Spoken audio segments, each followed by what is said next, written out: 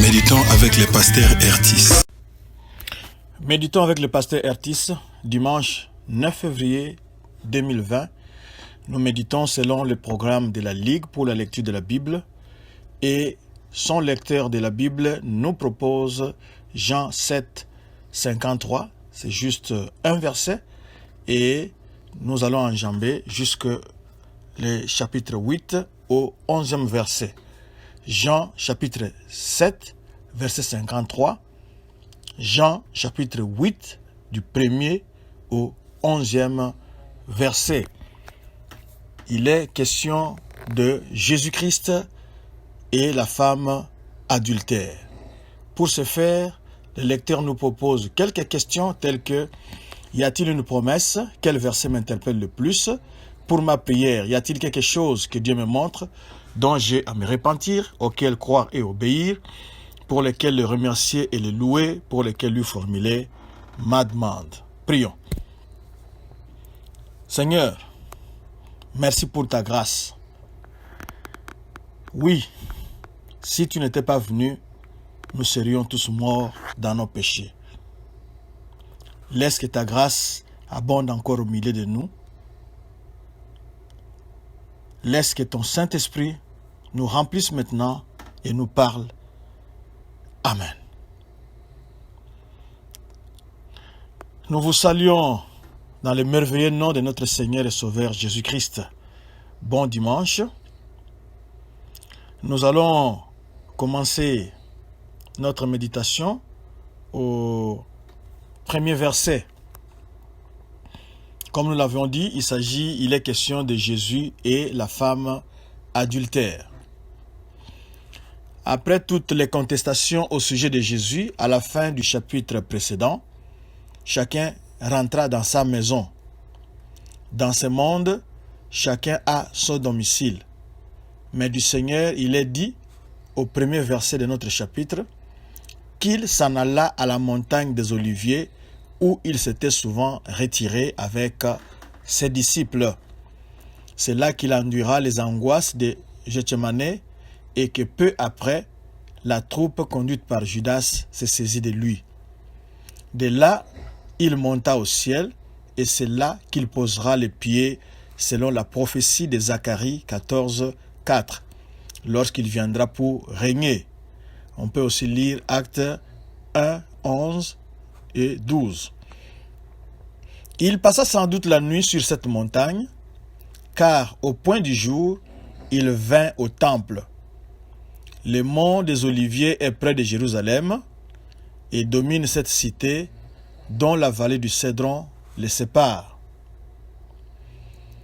Malgré la controverse de la veille et la haine des Juifs qui cherchaient à le faire mourir, Jésus revient tranquillement au temple continuer son œuvre. Ce temps-ci, il enseignait. Les rabbins juifs enseignaient dans la position assise. Son enseignement, la présentation de la parole de la part de Dieu, caractérise ces chapitres pour arriver à cette terrible constatation que les Juifs l'ont rejeté, comme au chapitre suivant, ils rejettent ses œuvres. Pendant que Jésus enseignait, les scribes et les pharisiens lui amenèrent une femme qui avait commis un péché pour lequel, selon la loi, elle méritait la lapidation. Ils se permettent d'interrompre son enseignement et de lui poser ses problèmes. Nous savons que, selon Nombre 15, 30, 31, quiconque avait enfreint un des 10 commandements devait être lapidé. C'était le péché commis par fierté. Il n'y avait de sacrifice que pour le péché commis par erreur. Vous savez tous que l'adultère n'est pas un péché commis par erreur. Vous avez le temps de prendre rendez-vous, de fixer un lieu, de vous y rendre, de vous préparer et de consommer. Donc ce n'est pas quelque chose qu'on a commis par erreur. Ces Juifs religieux, toujours à la recherche de moyens leur permettant de prendre Jésus en défaut, pensent l'embarrasser gravement en lui emmenant cette femme. Ils espèrent le mettre en contradiction soit avec la loi, soit avec la grâce qu'il enseignait, soit aussi avec les Romains.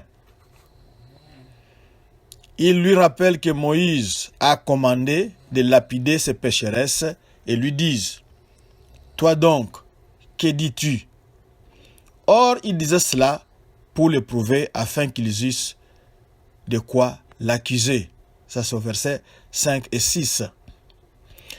Les pièges paraissaient habilement tendus, mais qu'ils veuillent le croire ou non, celui que ces malheureux voulaient éprouver était Dieu.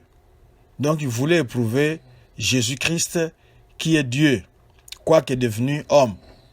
Celui qui prend les sages dans leur ruse et les conseils des astucieux est précipité ou renversé, d'après Job 5, 13. Si Jésus conseillait de lapider cette femme, il se mettait en opposition avec les caractères de grâce qu'il manifestait. S'il se prononçait pour le pardon, il ne reconnaissait pas l'autorité de la loi. Pour commencer, il ne dit rien. S'étant baissé, il écrivait avec les doigts sur la terre, comme un homme préoccupé d'autre chose que de ce qui se passe autour de lui. Silence embarrassant pour ses interlocuteurs qui, pressés d'arriver à leur fin, continuaient à l'interroger. S'étant relevé, il leur dit que celui de vous qui est sans péché jette le premier la pierre contre elle. Et s'étant encore baissé, il écrivait sur la terre. Qu'est-ce que Jésus écrivait sur la terre au verset 7 et 8? On ne le sait pas. On se perd en conjoncture. D'aucuns pensent qu'il écrivait les 10 commandements. D'autres disent non. Il était en train d'écrire les péchés de ceux qui accusaient la femme. Mais la Bible ne nous dit rien. Les Juifs se réclamaient de la loi qu'ils prétendaient observer, toujours pressés d'en appliquer les pénalités à autrui, sans se placer eux-mêmes sérieusement devant elle. La loi ne condamnait pas seulement les péchés grossiers qui font honte à la généralité des hommes, elle châtie au même degré la convoitise et d'autres péchés que l'homme appelle peu graves. Or, puisqu'il voulait la loi pour cette femme, et avec raison, elle valait aussi pour eux. Jésus l'applique donc à leur conscience dans toute sa force. Il avait le droit de le faire, puisqu'il l'avait donné lui-même en Sinaï. En écrivant de nouveau sur la terre, il laisse à la lumière de sa parole le temps nécessaire pour pénétrer dans leur conscience. Ne pouvant se soustraire à l'effet de cette vraie lumière qui, venant dans le monde, éclaire tout homme, d'après le chapitre 1er, verset 9, ceux qui la rejettent comme ceux qui la reçoivent, ils sortirent un à un, en commençant depuis le plus ancien jusqu'au dernier. Ça, c'est le verset 9. Il justifiait ce que Jésus avait dit au chapitre 3, versets 19 et 20. Or, c'est ici le jugement, que la lumière est venue dans le monde et que les hommes ont mieux aimé les ténèbres que la lumière, car leurs œuvres étaient mauvaises. Nous lisons selon Darby. Tous, ils avaient compris que, faute d'avoir accompli la loi, la force leur manquait pour condamner l'accusé. Craignant de voir leurs péchés dévoilés en public, comme ceux de la coupable, ils se retirent. Tout d'abord, ceux qui étaient en faute depuis le plus grand nombre d'années, c'est-à-dire les vieux, et que leur âge faisait jouir de la considération de leur entourage. Mais devant Dieu, tous ont péché et sont privés de la gloire de Dieu, d'après Romains 3, 23. Cependant, si leur état de péché se dévoilait, c'était en présence de celui qui venait apporter la grâce, car il manifestait la lumière de la vie. Mais pour en profiter, il fallait écouter Jésus et croire en lui. Jésus s'étant relevé et ne voyant personne que la femme, lui dit, « Femme, où sont-ils ceux-là qui t'accusaient? Nul ne t'a condamné. » Et elle dit, « Non, Seigneur. » Et Jésus lui dit, « Moi non plus, je ne te condamne pas. Va et ne pêche plus. » Ça c'est versets 10 et 11. Celui qui seul était sans péché, au lieu de jeter la pierre contre elle, ne la condamne pas. Quel merveilleux tableau de la grâce! Les juges de tous étaient là, mais venus dans ce monde comme sauveurs. Puisqu'aucun des hommes n'avait pu accomplir la loi qu'il avait donnée, il venait pour les sauver en portant lui-même les jugements mérités par les coupables. Aussi, il ne la condamne-t-il pas? Les accusateurs, sous l'effet de la lumière qui dévoilait leur état de péché, auraient dû rester auprès de Jésus et lui confesser leurs fautes. Ils auraient compris que non seulement la vérité était venue par Jésus-Christ, mais aussi la grâce. La vérité manifeste les péchés de l'homme et la grâce l'enlève de devant Dieu et en délivre le coupable. Une seule en profite, la plus indigne de tous au jugement de ses semblables. Au lieu de fuir, elle reste auprès de Jésus pour entendre cette parole. Moi non plus, je ne te condamne pas. Les juges des vivants et des morts ne la condamnent pas. Qui donc oserait le faire? Dès lors, la grâce pouvait agir en elle pour lui donner la capacité de réaliser ce que Jésus ajouta, « Va et ne pêche plus ». Elle pouvait dès lors nouer plus ample connaissance avec la personne de Jésus pour le suivre comme une des brebis que le bon berger a délivré du joug, des ordonnances et du jugement qu'elle avait mérité. La loi de Moïse disait qu'en cas d'adultère, il fallait amener et l'homme et la femme. Nous voyons déjà la première faute commise par les accusateurs de cette femme. Ils ont amené très tôt cette femme, mais ils ont oublié de saisir l'homme aussi et de l'amener parce que c'est un péché qui a été commis à deux. On peut relire à cet effet Deutéronome 22, 23 à 24. Le salaire du péché, c'est la mort, mais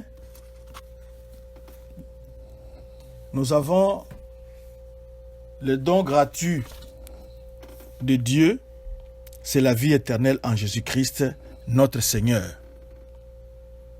La loi condamne, mais la grâce pardonne d'abord pour venir condamner après. Recevez maintenant cette grâce ce matin, qu'elle abonde dans votre vie, mais ne péchez plus. Venez à Jésus, car il ne vous condamne pas. Au contraire, il est venu pour vous sauver. Il est venu pour vous aider. Là où le monde vous condamne, là où le monde vous accuse, venez à Jésus-Christ maintenant. Si c'est votre désir, prions. Seigneur, voici mon frère, voici ma sœur, il vient à toi ce matin. Il reconnaît ses péchés. Il te les confesse maintenant. Merci de les pardonner. Merci d'étendre votre grâce sur lui, sur elle. Et merci aussi d'entrer dans sa vie, de la transformer afin qu'il ou elle devienne une nouvelle créature. Que toute la gloire te revienne. Amen. Allez à notre page Facebook Doxa-Deo Lushi pour retrouver cette méditation et nous laisser un commentaire.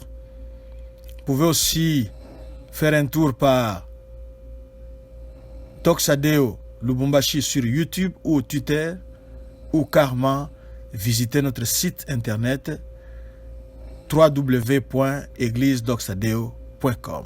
Shalom et bon dimanche.